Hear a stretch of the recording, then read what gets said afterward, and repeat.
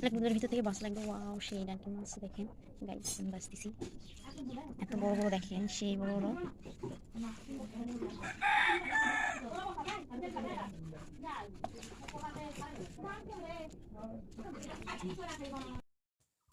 Hello, আসসালামু আলাইকুম friend, কি অবস্থা সবার?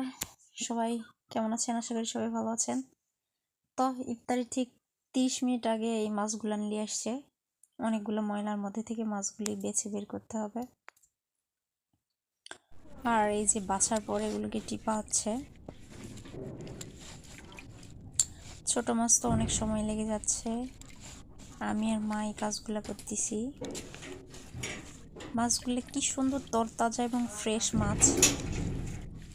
তো এই মাছগুলো কার কার ভালো লাগে? কেটে ধুয়ে ব্যাস এরকম পরিষ্কার করে রাখা হয়েছে।